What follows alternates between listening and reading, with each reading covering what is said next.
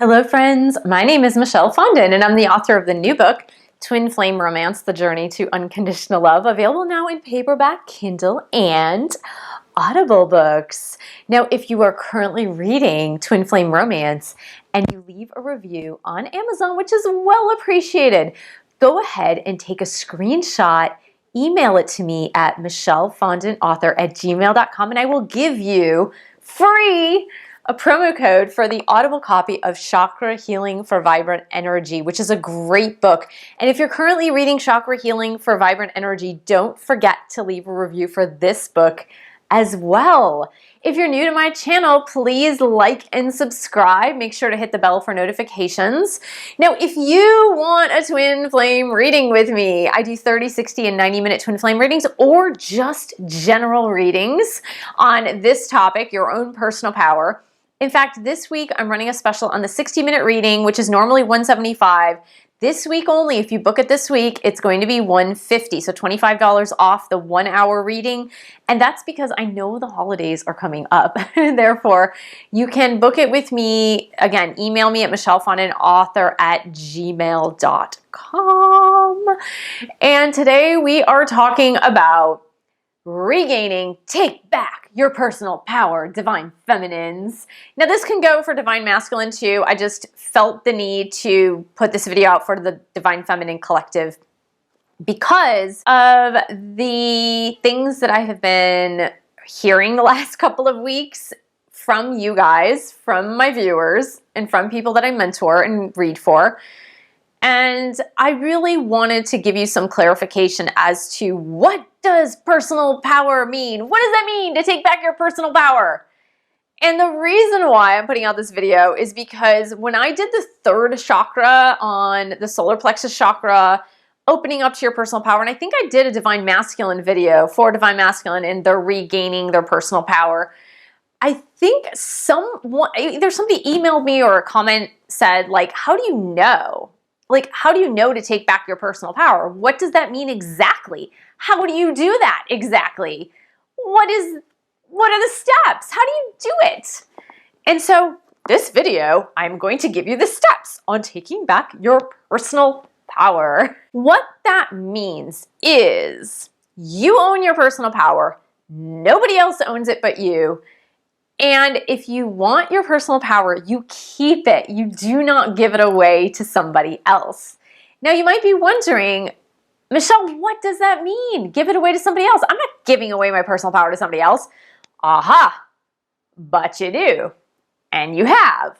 And I know you have, because if you are depending on another person and what their actions and reactions are to make you feel good or bad, you have given away your personal power. Now, we all do this at some point. We all have done this at some point. Some of us more than others. Now, the reason why this topic I know a lot more about is because I lived it. If you have lived in a codependent type relationship, then you know what it's like to give away your personal power. Really, honestly, what that means is, and I don't like to use the word codependency, and if you have viewed my videos on alcoholism, addiction, and recovery, I always shy away from using that word because I think it has such a negative connotation that as soon as a viewer or a reader hears or sees the word, they're like, no, no, no, no, that's not me. No, no, no, no, no, no. Like, that is something very bad, and that is certainly not me. So really, all it means is you, instead of turning to yourself for your source, which is God, right? So instead of turning to yourself and to your source, which is God, or your higher power, or whatever you want to call it, for your source of happiness, fulfillment, and contentment, what you are doing is you are allowing others to determine whether or not you will be happy, elated, sad, fulfilled. And in a codependent type relationship or a connection that is showing itself in codependent ways, it's that you are giving away the power to somebody else to say, Now I'm giving my power to you so that what you do is going to determine my happiness, contentment, elation, fulfillment. And in this twin flame journey, I have seen, and believe me, I'm guilty of this myself, but I have seen a lot of that. I've seen a lot of, and this is old behaviors, you guys, because the twin flame journey is not designed to work as a codependent type relationship. Usually what this indicates is that these are old patterns. These are old patterns of behavior that you have developed through time, and they are old habits that you need to like kick the bucket on those old habits. And the reason why I'm bringing this up now in particular, not only have I heard this a lot in my readings, in my emails from viewers and from comments from viewers, that's not the only reason. The other reason is the holidays are coming up, and a lot of the people in our lives that we call family members have a tendency to trigger us in ways that we tend to think or believe that they hold the source of our personal power. And so if somebody triggers you and you have an adverse reaction to that trigger, that means that you've given away some of your personal power to that other person. Like, you are the only one responsible for your thoughts, feelings, emotions, and reactions and perception of a situation. So that's one thing that you really need to focus on and realize, is that you are the only one. You are the one who is in control of realizing how you should feel, react, and perceive. And nobody else is responsible for that but you. You are the only one responsible. And let me give you, to illustrate and help you understand better, I'm going to give you a personal example, just so you can better understand. So as I mentioned prior, I was in a relationship with an alcoholic for a really long time. Great person, not a great disease. The relationship itself was very codependent. And my part was just as toxic as his part. I am not going to say that I was better than or more enlightened, because in some aspects I was, in some aspects I certainly was not.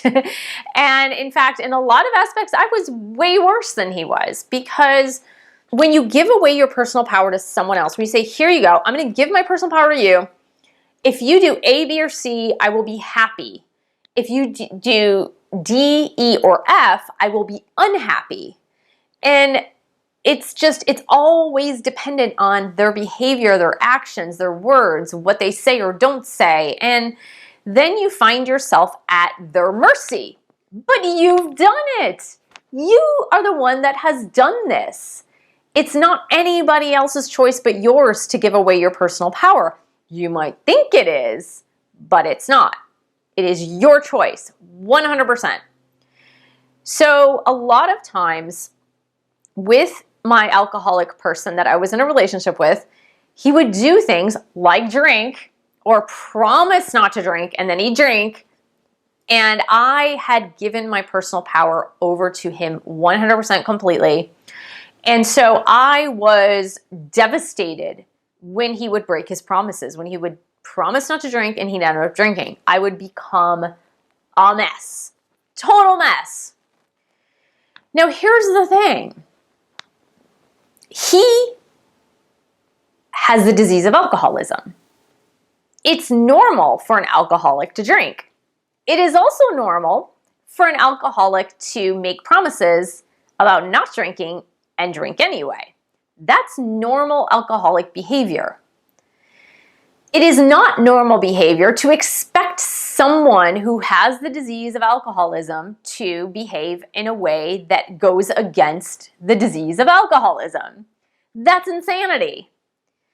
Therefore, by me giving him my personal power to someone who was not in control of his drinking, and then make my emotions dependent on his behavior, was double the insanity. But we do this all the time.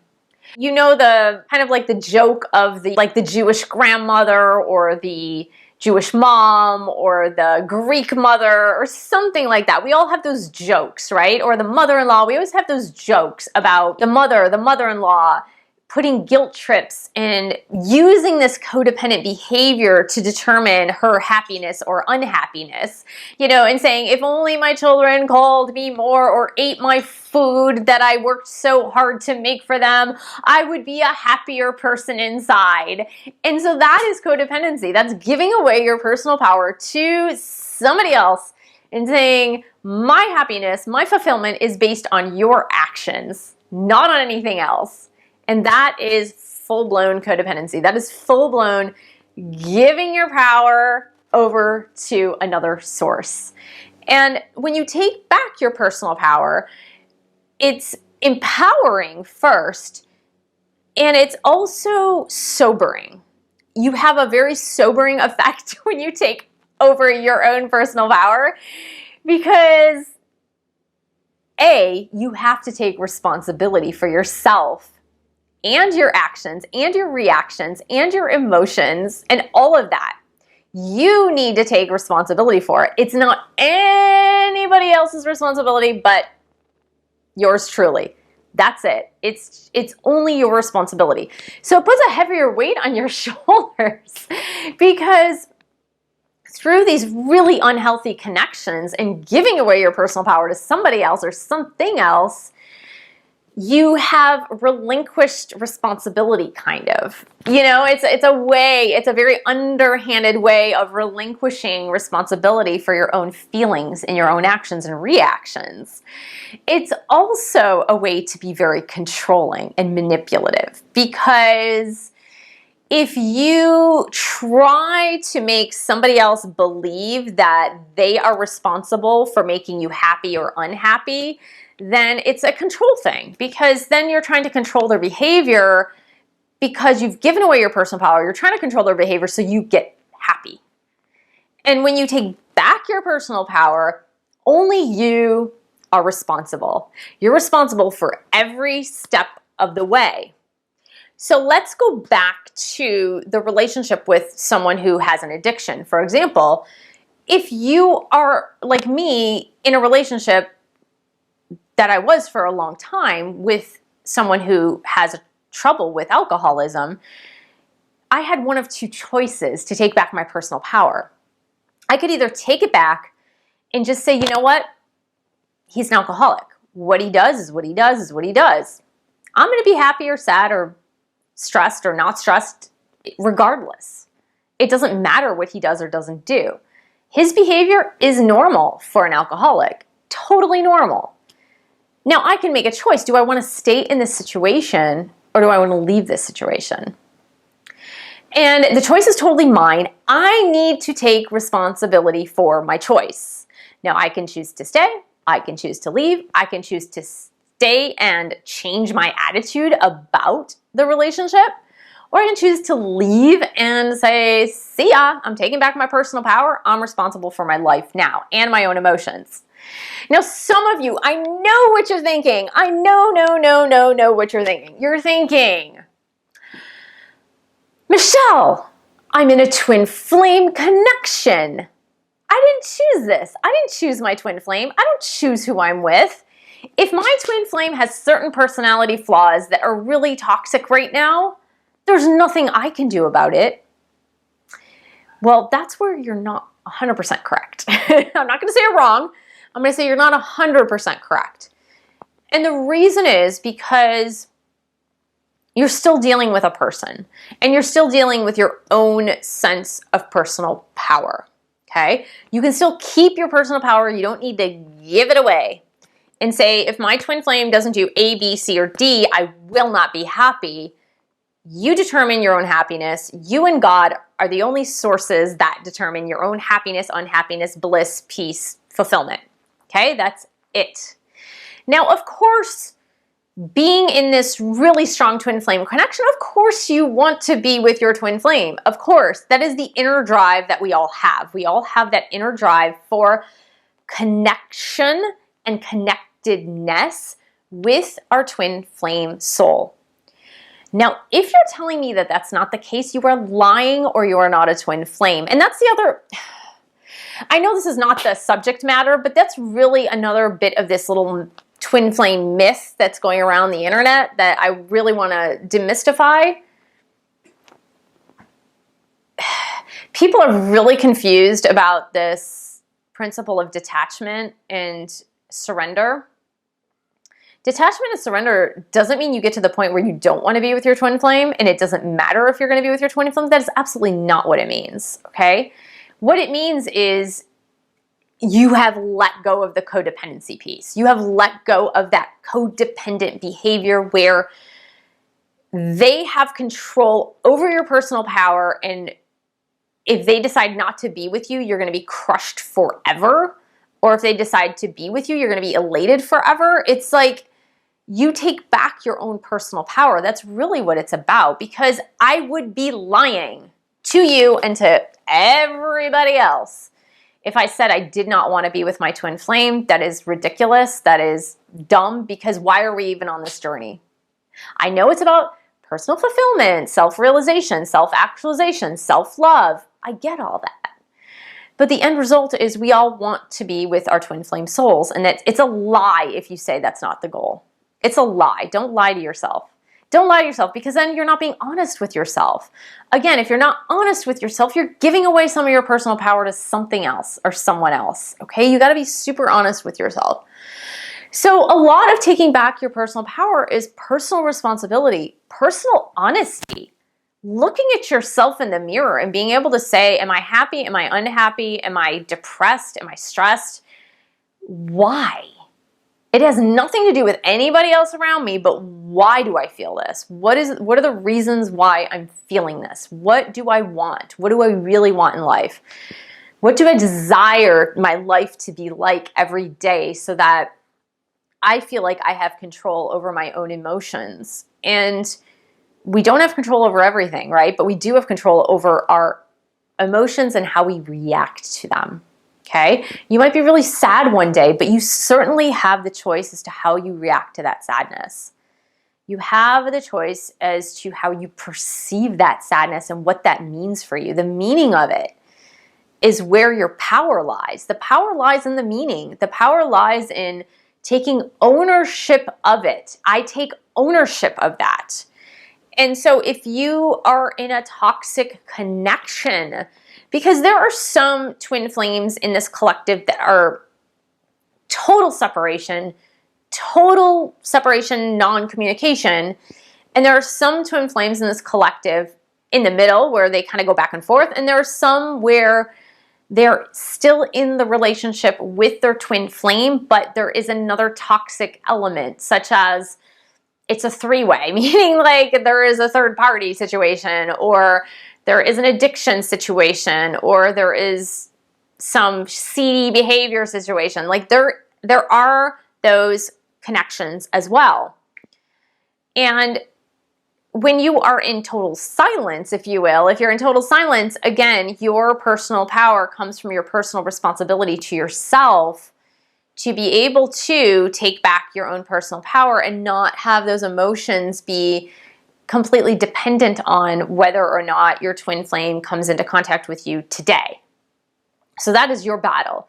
If you're somewhere in between, it's about making a choice as to what you're going to do if it's an on-again, off-again type relationship. And if you are in a toxic scenario, like a third-party situation or addiction situation, or just a toxic environment, like someone using drugs or alcohol, or someone with a gambling problem, or just whatever it is, or someone who's just like unemployed and not looking for work and being lazy about it or whatever, like who knows? There are like a million different situations, but they're all limited, right? It's limited to a few topics. Like, for example, if you are in that situation with like a third party or an addiction or bad behavior or whatever, and you are still making the decision to stay in that situation right now, as it stands right now, but you're not willing to take your own personal power back, you're still giving your twin flame in that scenario your personal power, then that's on you. That's not on them. That's completely on you, because you still have a choice. You still have a choice. You still have a choice to say, I'm going to hold off until you take care of A, B, C, or D. I love you, I care about you, but I'm going to hold back until you've taken care of this stuff, just because I don't want to be embroiled in this drama and what's happening. There's a lot of different ways that you can take back your personal power, and honestly, it's like a muscle. It really is. If you have been using these codependent, toxic behavioral tactics for a long time, it's almost like the toddler that insists to have the training wheels taken off their bicycle, but they're not ready to ride. Like, they're really, truly not ready. Like, physically, they're not ready. They might have a little bit of skill set if they've been riding a bike with training wheels, but when, the parent kind of argues like, no, you probably need to keep them on for a few more weeks, and the kid's like, no, take them off now. I'm ready now. I want to do it now. And then they end up like falling every few feet, and they get scrapes, and they, get a bloody nose, but they're determined just to get back on and do it.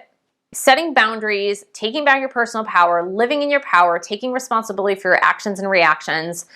That's all like that toddler who is barely ready to get those training wheels taken off. You're going to fall a lot. You're going to get a bloody nose a lot. You're going to be crying a lot because it takes time. It takes time and effort to consistently hold on to your personal power and not relinquish it to anybody else. And if that means walking away, it means walking away. And just like if you're in a family gathering, for example, so we're going to shift back from twin flames talking about just other relationships, because you need to practice this with all of your relationships. It's at work, your colleagues, your boss, your everything. Like, this is something that needs to be practiced in every relationship across the board, not just the twin flame one.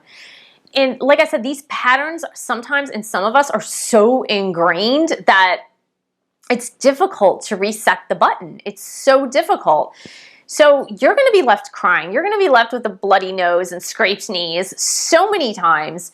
But with a family member, you can stop the insanity. So if you're over the Thanksgiving dinner and, mom or grandma or your sister or brother bring up something that triggers you and puts you into that mode of, if they start talking, I'm going to be really, really unhappy. Again, take back your personal power. They don't own it. They don't have it. They don't need it. It's yours. So if they start bringing up topics that are triggering you, you can always make an excuse and get up and walk away. I ate too much food. I'm going to go take a walk. Bundle yourself up if you live in the northern hemisphere in the wintertime and take a darn walk. Walk away from it. That you have choices. The problem with relinquishing your personal power to another person or source means that you have limited choices. Because if give me your personal power, just give it to me for a moment. Give it to me. Come on, give it to me. I'm going to hold on to it right now. If you give me your personal power, I can do with it whatever I want to. And you can try to talk to me. You can try to manipulate me. You can try to control me and tell me to do A, B, C, or D. But guess what? You've already given me your personal power. Am I pretty? Why would I do any of those things? You already gave it to me. Why would I do any of those things for you? What's in it for me? Why would I do any of those things? You've already given me your personal power. Why should I bother? I don't need to do anything more. You've already given it to me. Thank you very much. So do you get it? Do you get it now? Like, do you get how when you give it away, it's not that other person's responsibility to change their behavior. You've already given away your personal power to them. But if you keep it, then we can talk. Because by keeping your personal power, you are making decisions that are good for you. You're making those decisions that are good for you. And if that includes setting boundaries, that includes setting boundaries. If that includes walking away, it includes walking away. If that includes changing your pace or conversation or the time spent with another person, you do that. But you stay truthful to yourself. You stay really, really, really truthful to yourself instead of making up stories. And you stay within your integrity because you're not giving away something begrudgingly. Because most of the time when we're giving away our personal power to somebody else, it's begrudgingly. And we have a lot of resentment around that. And we have a lot of anger and a lot of hurt and a lot of pain. Now's the time. Take back your personal power. It was never the right thing to give it away. Start setting your boundaries. Start following through. And that's the last thing I'm going to say, guys, is that when you are that toddler taking off your training wheels and trying to ride a two-wheeler, even though you're not truly ready, you need follow through. Okay? Don't make threats. Do not make threats. If you set boundaries, you need follow through. Okay? No means no. Later means later. Another time means another time. It doesn't mean now. So you set your boundaries and then you follow through. And when you make a promise, you follow through. And that is really what self-respect is about. That's what self-worth is about. That's what holding on to your integrity is about. And that is holding on to your own personal power. So thank you so much for joining me. Thank you for subscribing to my channel below. Hit the bell for notifications. Thank you so much for sharing this video with other twin flames. And thank you for pledging your support on Patreon. We start our private party podcast and buying a few books. www.patreon.com/Michelle S. Fondin. And I will see you in the next video.